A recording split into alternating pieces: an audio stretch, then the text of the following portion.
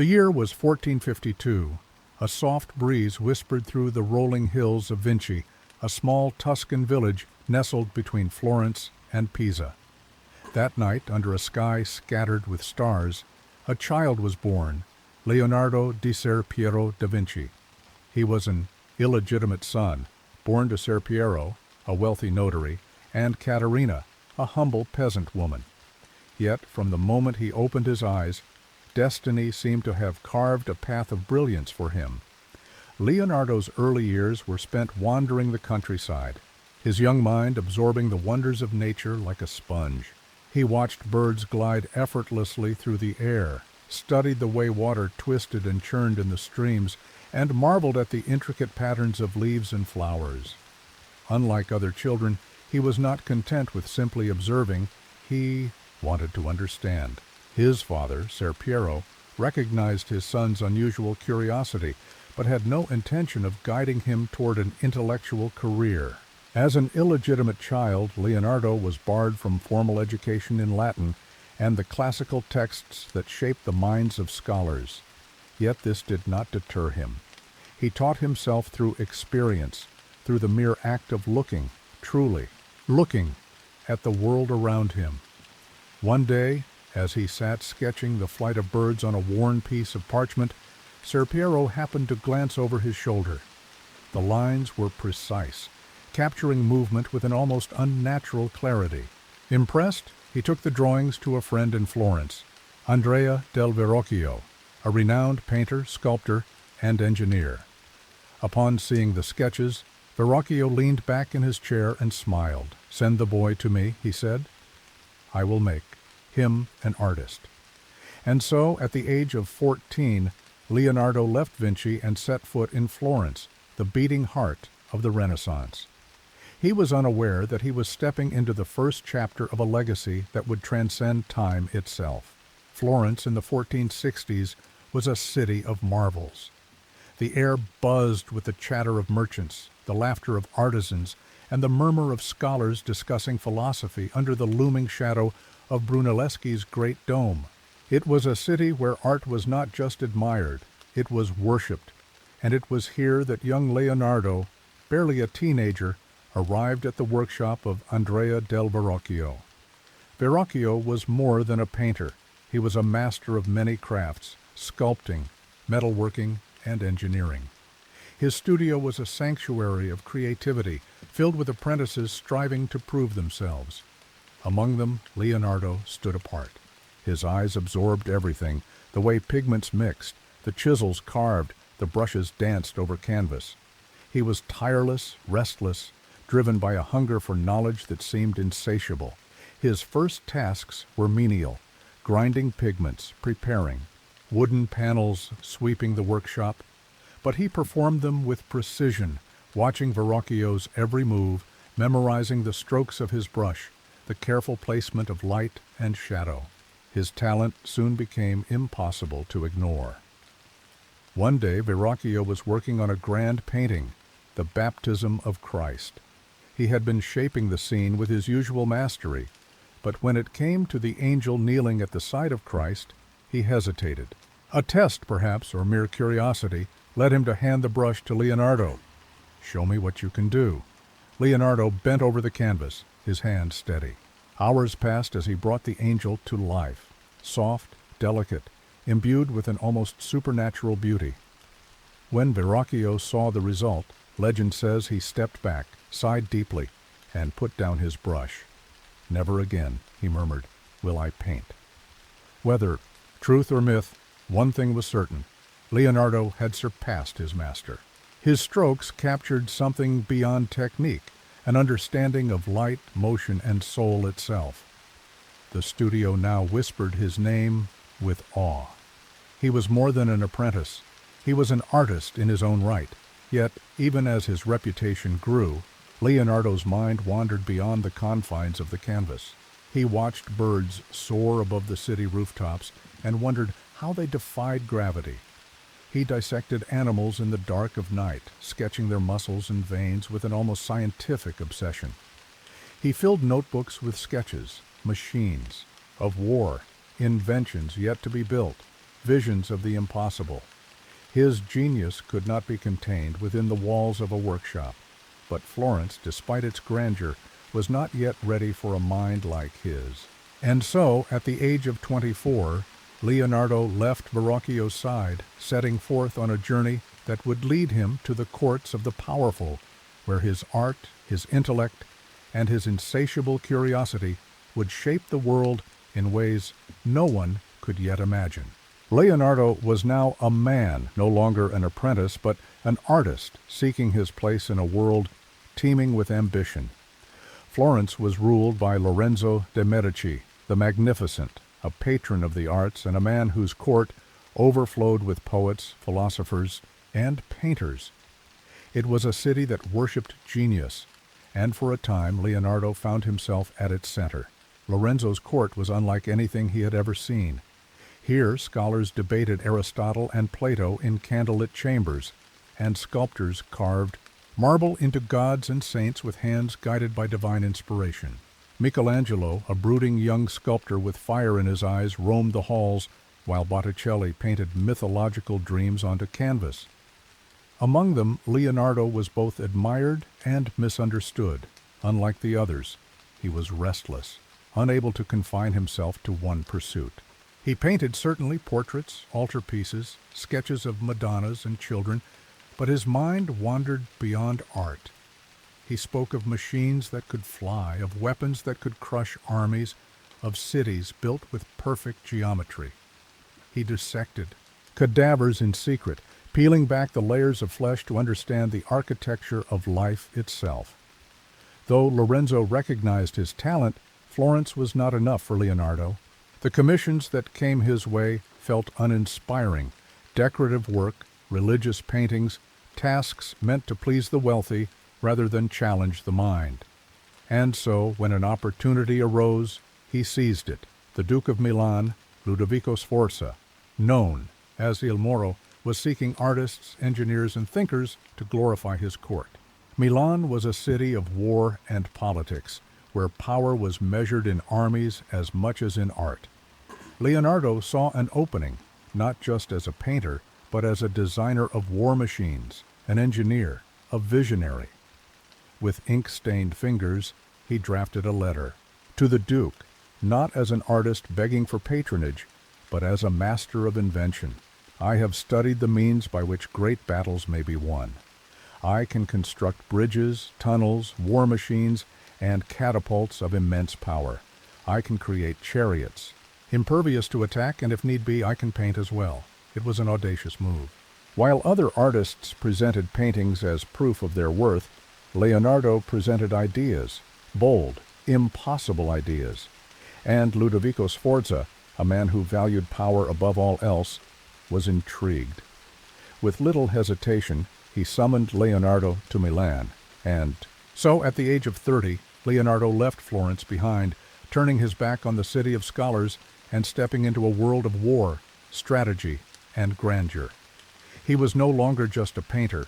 He was an inventor, a military architect, a man whose imagination knew no bounds. In Milan, his true genius would begin to unfold.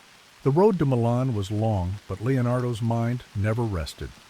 As his horse carried him across the plains of Lombardy, he envisioned the city that awaited him, not just as it was, but as it could be, a city of towering fortresses, impenetrable, walls and underground canals that could sustain its people even under siege. He was not arriving as a mere artist. He was coming as an engineer, a man who could shape the future with his hands and his mind. Ludovico Sforza, the Duke of Milan, was a man of war. He ruled not through poetry or philosophy, but through power. Milan stood as a military stronghold, a city constantly under threat from rival states. When Leonardo arrived, the Duke did not greet him with a palette and brushes. He handed him a challenge. "Show me what you can build." Leonardo set to work, drafting designs that had never before been seen. He sketched war machines of terrifying ingenuity, catapults that could launch projectiles farther than any before, armored chariots with rotating scythes to cut down enemies, and fortified bridges that could be assembled and dismantled in mere hours. His notebooks filled with intricate mechanisms, gears, pulleys, and counterweights, each one a glimpse into a mind centuries ahead of its time. But Milan was not just a city of war. It was a city of beauty. And Ludovico, for all his military ambition, desired art to glorify his rule. Soon Leonardo found himself caught between two worlds, one of destruction, one of creation. He designed grand celebrations, constructing elaborate theatrical sets where actors seemed to float on air. He was tasked with painting portraits of the Duke's court, capturing their pride, their vanity, their hunger for power. It was during this time that he began work on one of his most ambitious projects, a colossal bronze horse, a monument meant to immortalize the Sforza dynasty. It would be the largest equestrian statue the world had ever seen, standing over 7 meters tall, cast in bronze with unmatched precision. For years he studied horses, sketching their muscles, their movement, their very essence. He built a clay model, a masterpiece in itself. The city marveled at it, but war does not wait for art. As Milan prepared for an invasion by the French, Ludovico Sforza ordered the bronze meant for the horse to be melted down for cannons. Leonardo's vision crumbled. The great horse, his masterpiece, was never cast. Instead, it was left as a fragile sculpture of clay, exposed to time, to weather, to ruin. Leonardo had devoted years to Milan, shaping its defenses, entertaining its court, designing a legacy that would never be completed, and then in 1499, the French army arrived. Milan fell. Ludovico Sforza was overthrown. Leonardo, once the Duke's prized engineer, now found himself a man without a patron, his dreams of bronze and war machines lost in the chaos of conquest. And so, at the age of 47, he left Milan behind, carrying only his notebooks, his sketches, and the unshaken belief that his greatest work still lay ahead. Leonardo wandered as Milan fell to the French. He found himself once again without a home. He had spent nearly 2 decades serving Ludovico Sforza, but now the Duke was a prisoner, and the great projects Leonardo had once envisioned lay abandoned. The war machines had been forgotten, the grand horse left to crumble, and his dreams of reshaping Milan had vanished like smoke. He moved south to Venice, where the threat of Turkish invasion loomed. Here, the Republic sought his expertise not as a painter, but as a military engineer. He designed plans for a network of canals and floating barricades that could flood entire regions to halt enemy advances. But though his mind raced with ideas, his heart was elsewhere. He did not crave war. He longed for something more lasting, more profound.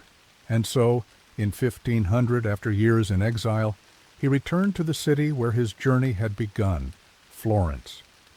The city had changed, and so had he. Michelangelo, once an unknown apprentice, was now a rising star, sculpting his David, a masterpiece that would soon overshadow all else. The rivalry between them was unspoken, yet undeniable. Michelangelo, the sculptor of raw, muscular power, and Leonardo, the painter of mystery and light. Florence welcomed Leonardo as a master, granting him commissions that could secure his place in history. One such work was a grand mural, the Battle of Anghiari, meant to capture the fury and chaos of war. It was to be his greatest triumph, a composition so vivid that it would make the very walls tremble. He experimented with new techniques, mixing wax and oil in ways no one had dared before. But the experiment failed. The paint would not dry properly, and portions of the mural began to melt before his eyes. Frustrated, he abandoned the project, leaving only sketches, ghosts of what could have been. Yet, in the midst of this turmoil, Leonardo was drawn to a different kind of painting, one that did not require grand walls or epic battles, one that could fit within the confines of a single wooden panel. A portrait, a woman seated in silence, her hands folded gently before her, her smile enigmatic, haunting, as if she knew something the world did not. Her name was Lisa Gherardini, the wife of a wealthy Florentine merchant. The commission was ordinary, yet what Leonardo created was anything but. He did not simply paint her face, he captured her soul. He used sfumato, his signature technique, to blend light and shadow so seamlessly that no harsh lines could be seen. The result was something never before witnessed, a living presence, an illusion of breath and thought, a face that seemed to follow the viewer wherever they stood. The painting was unlike anything he had ever done. It became his obsession. He carried it with him wherever he went, unwilling to part with it. He refined it endlessly, layering detail upon detail, each brushstroke a whisper of perfection. It would come to be known as La Gioconda, the Mona Lisa, and though he did not know it then, it would become the most famous painting in history. But Leonardo's journey was far from over, for in the twilight of his life, he would leave Florence once more, seeking refuge in a foreign land, where a king would welcome him as the greatest mind of his age. As the years passed, Leonardo's reputation as the greatest living artist and thinker grew, but even greatness, it seemed, could not keep the inevitable tides of time at bay. The world around him changed, and he, too, was changing. His hair had turned silver, his once steady hand now trembling with age. Though his mind remained sharp and his curiosity unyielding, his body could no longer keep up with the frenetic pace he had once set. It was in this state of transition, as he approached his 60s, that another call came, this time from across the Alps. King Francis I of France, a monarch known for his patronage of the arts, had heard of Leonardo's genius. He was enamored not only by Leonardo's paintings, but by his unparalleled knowledge of anatomy, engineering, and the natural world. The king saw in him a man who could elevate the glory of his court beyond the mere boundaries of art. In 1516, at the age of 64, Leonardo made the difficult decision to leave Italy for the final time. He was invited to the French court at Amboise, a grand chateau nestled along the Loire River. It was here, far from the land of his birth, that Leonardo would spend the last years of his life. The journey was long, but Leonardo was accompanied by a few of his most trusted assistants, including his pupil Francesco Melzi, who had long been his companion and confidant. They traveled slowly, Leonardo reflecting on a life rich with art, invention, and discovery. Upon arriving in France, Leonardo was welcomed with great ceremony. King Francis I, a young and passionate ruler, immediately took a liking to the Italian genius. He offered Leonardo a spacious residence in the Château de Clos-Lucé, just a short distance from the royal palace, where Leonardo would enjoy the privileges of a court artist and advisor. But Leonardo, ever the outsider, was not content to simply be an ornament of the court. Though he had the luxury of time and resources, he found himself increasingly withdrawn. His life in France was not marked by grand commissions or monumentals, works of art. Instead, he focused on his numerous unfinished projects, schemes for flying machines, water systems, and intricate mechanical inventions. His notebooks filled with designs and observations, his hand still steady, though his body weary. The Mona Lisa remained with him, and in the quiet solitude of his rooms, he continued to refine his thoughts, constantly questioning, constantly seeking. But the sense of completion, the final stroke of genius, eluded him. There was always something more to explore, more to understand, more to create. He never stopped, and yet, despite his ceaseless work, Leonardo could not escape the passage of time. As the winter of 1519 arrived, Leonardo, now in his 70s, grew frail. He fell ill, and his once powerful body began to give way. It is said that in his final days, King Francis I, moved by the deep respect he had for the artist, visited him at Clos-Lucé. He is often remembered for having said, "I have lost the greatest mind of Italy." On May 2, 1519, Leonardo da Vinci passed away in the Château de Clos-Lucé at the age of 67. He was surrounded by his pupils and trusted companions, though. His final hours were marked by silence and contemplation. Though his body had succumbed to age, Leonardo's legacy would live on. His art, his inventions, his ideas, these would inspire countless generations. The world would come to realize that he was not just a painter, nor just an engineer. He was the embodiment of the Renaissance itself, an era defined by the belief that man could master the world around him through knowledge and creativity. When Leonardo da Vinci passed away in 1519, the world lost more than just an artist or an inventor. It lost a mind that had come to symbolize the Renaissance ideal, an era in which human potential knew no boundaries. His death left a silence that echoed through the halls of history, but in his wake, his genius lived on, not just in the art he left behind, but in the untold ideas he never saw realized. In the years immediately following his death, Leonardo's influence was felt across Europe. His works, particularly The Last Supper and Mona Lisa, became touchstones for artists, revered for their precision, their depth, and their unmatched ability to capture the human soul.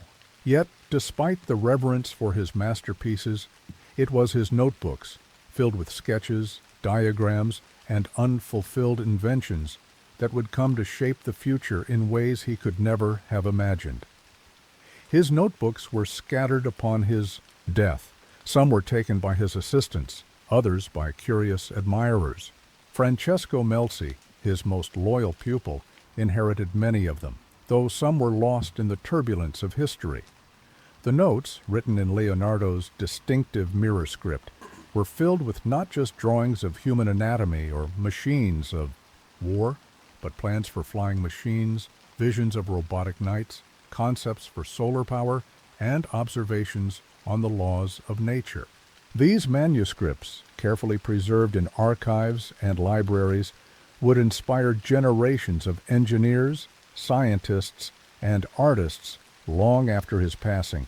For centuries, Leonardo was celebrated as a painter. But it was in the 19th and 20th centuries that the world began to understand him as the visionary polymath he truly was.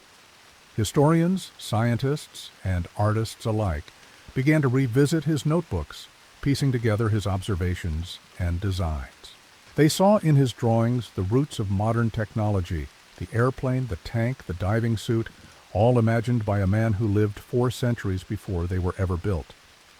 Leonardo's studies of anatomy, too, left an indelible mark on the medical world. His dissection of cadavers, though controversial in his time, revealed a deep understanding of the human body that would not be fully appreciated until centuries later.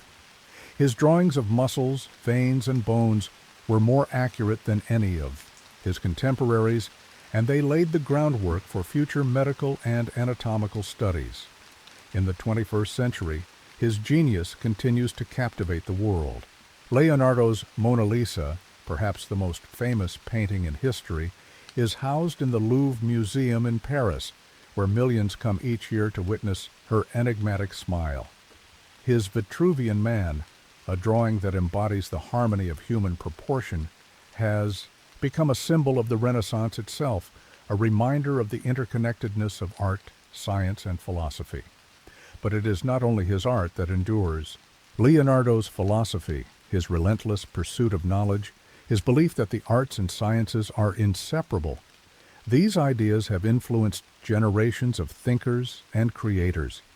In every scientific discovery, in every technological advancement, one can trace a thread back to Leonardo's insatiable curiosity.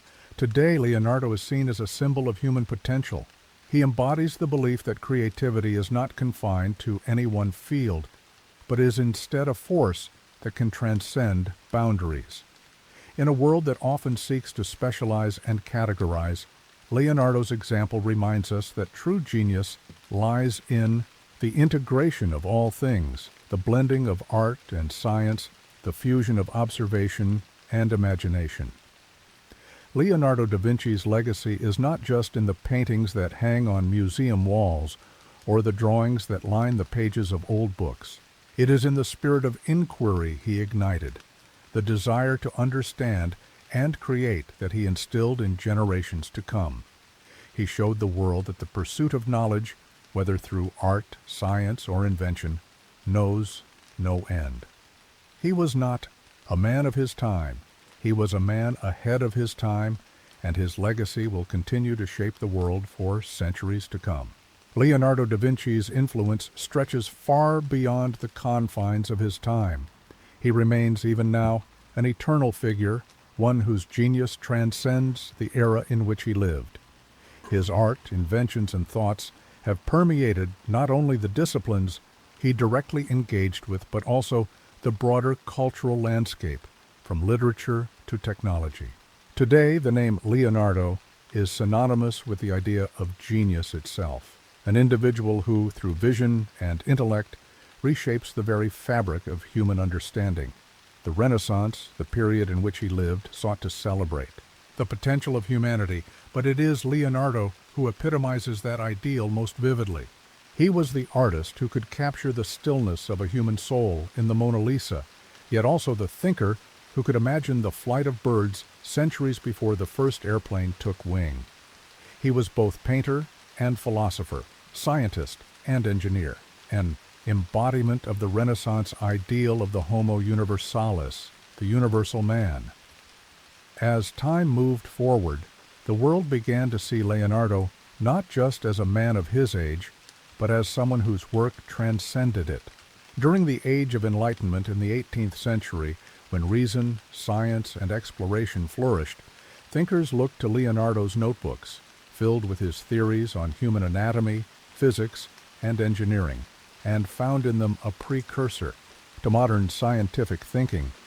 His explorations of the mechanics of flight, of hydraulics, of the nature of motion and light, these concepts were well ahead of their time.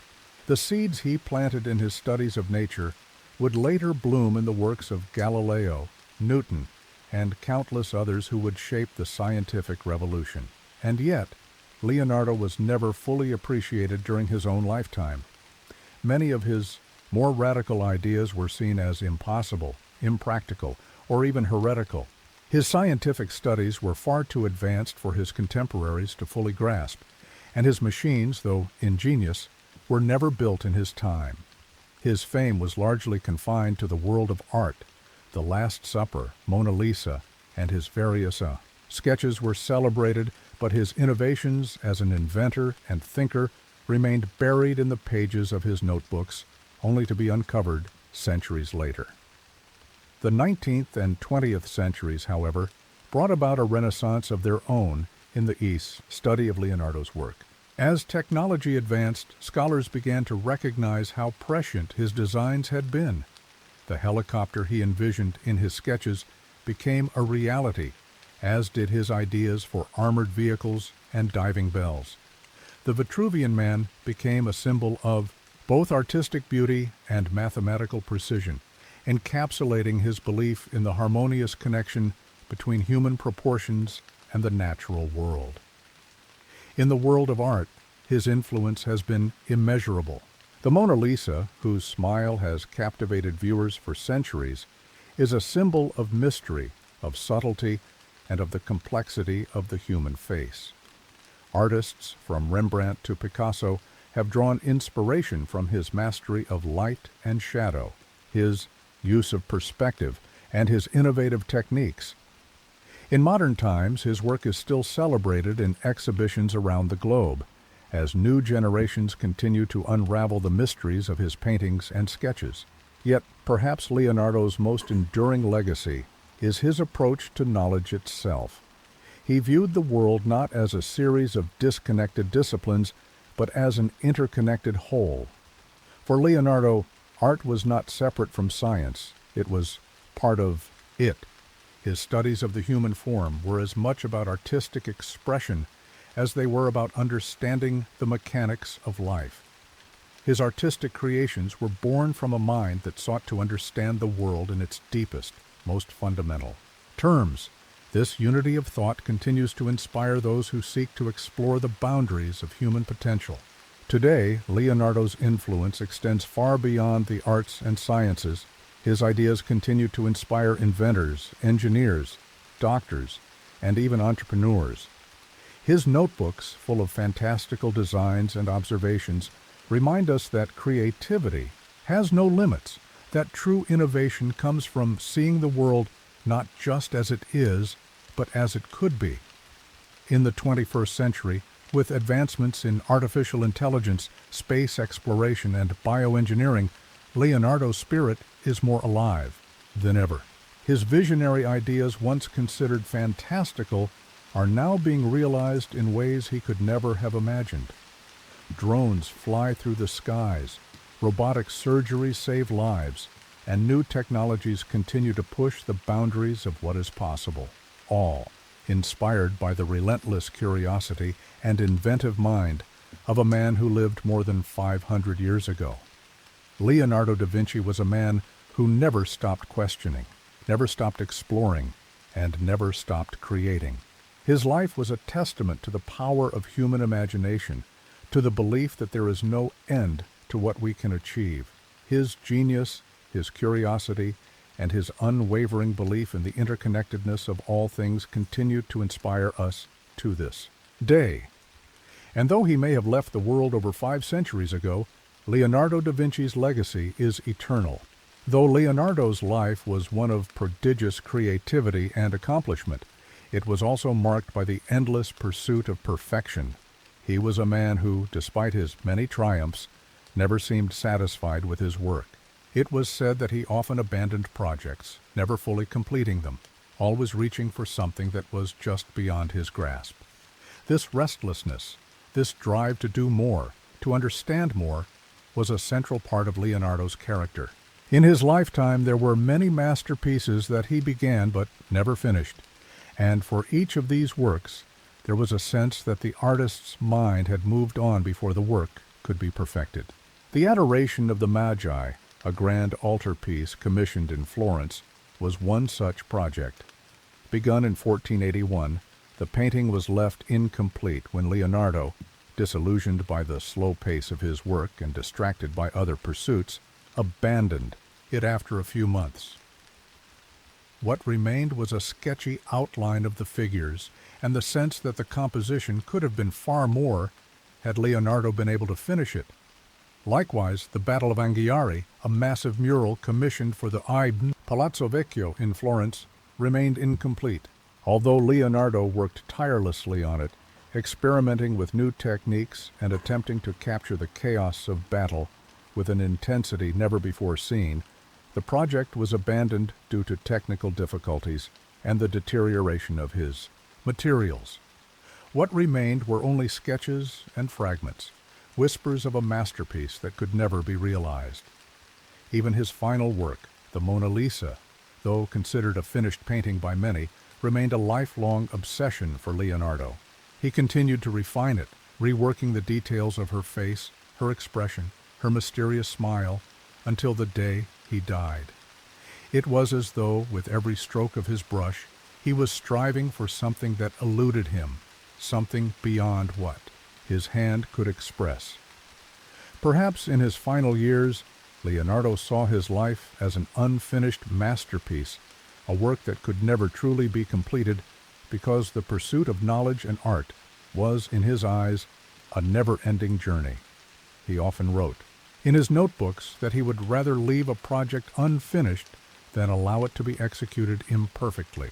The quest for perfection was a pursuit that consumed him, and in this, he was perhaps the truest representation of the Renaissance ideal, the human being who seeks, through study, observation, and invention, to bring about the highest possible expression of what it means to be human. Despite the many works left incomplete, Leonardo's legacy was not diminished. In fact, it may have been enhanced by this very fact. His works and ideas lingered in the air like unfinished symphonies, teasing future generations with the potential of what could have been.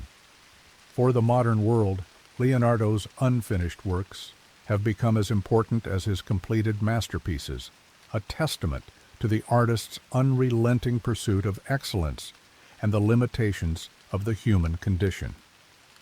Today, Leonardo's notebooks and sketches are filled with dreams and ideas that the world would only come to realize centuries later. His designs for machines that could fly, for bridges that spanned rivers, for weapons that could change the course of battle. All of these ideas, though never built, were visionary glimpses of what humanity would one day achieve. In a sense, Leonardo's greatest work may not have been any single painting or invention, but the very act of pushing the boundaries of knowledge and imagination to their furthest extremes. The unfinished quality of his life and work speaks to a profound truth, that the pursuit of knowledge and art is not about reaching an end point, but about constantly striving, questioning, and evolving. In this, Leonardo's life was the ultimate, unfinished masterpiece, forever open, forever in the making. As the centuries passed, Leonardo da Vinci's life and work became more than a story of a single genius. His legacy, now global and ever-expanding, reached far beyond the confines of his time. He had not only bridged the gap between art and science, but also sparked a chain reaction of creativity, discovery, and innovation that would shape the future of humanity. Leonardo was a man whose brilliance touched every facet of the human experience. His artistic genius, his groundbreaking scientific studies, and his visionary inventions. He combined these aspects into a singular, harmonious whole, demonstrating that true genius lies in the integration of multiple disciplines. Today, this idea remains a guiding principle in fields as diverse as engineering, medicine, and the arts, inspiring those who believe that the boundaries between these realms are far more porous than we once thought. The enduring power of Leonardo's influence lies not just in the products of his work, but in the spirit with which he approached his life. Leonardo was a man who never saw a limit to what he could learn or create. Even in his later years, he continued to question, to explore, and to refine his ideas, reminding us that no matter how far we travel down the road of discovery, there is always more to uncover, always more to do. His life, marked by its unfinished works, was a constant movement towards a horizon that could never be fully reached, yet always beckoned with the promise of something greater. His vision of the future, of machines that could soar through the sky, of anatomical precision, of an interconnected world, was one that would influence the generations that followed. His mechanical drawings, once thought of as idle fantasies, became the templates for the technologies of the future. His studies of the human body, once viewed as forbidden, laid the groundwork for modern medicine, and his paintings, masterpieces of light, form, and expression, continue to captivate and inspire people around the world, their emotional depth and technical brilliance still unmatched. In the 21st century, as technology advances at an exponential rate, Leonardo's mind seems even more prophetic. We live in a world that echoes many of the dreams he had. Flying machines are common, artificial intelligence is beginning to mirror human cognition, and vast technological landscapes continue to unfold before our eyes. The Renaissance he championed, where art, science, and philosophy blended seamlessly, is now seen in the interdisciplinary approaches that drive contemporary progress. Yet, for all the technological marvels of the modern world, it is his humanity, his unyielding curiosity, his passion for learning, his ability to see connections where others saw none, that remains his most valuable gift to us. Leonardo da Vinci was not simply a man ahead of his time. He was a man who transcended time itself, leaving behind a vision of what humanity could achieve if it dared to dream beyond the limits of the present. As we look toward the future, Leonardo's legacy challenges us to push the boundaries of what we think is possible. It invites us to see the world with fresh eyes, to combine art and science, to never stop questioning, and to believe that the pursuit of knowledge and creativity is a journey with no final destination, only endless possibilities. Leonardo da Vinci's life, like his work, was not just a creation. It was a constant evolution, a masterpiece still being written in the minds of those who continue to learn from his example. His influence will persist as long as humanity seeks to understand itself and the world around it. He will forever remain a symbol of what is possible when we refuse to accept limitations, when we see the world not as it is, but as it could be. In this way, Leonardo's final vision was not a painting or an invention. It was an idea. The idea that the world is ours to shape, to explore, and to transform. And in this ever-unfolding journey, he remains our guide, forever present in the works we create, the questions we ask, and the endless possibilities we pursue.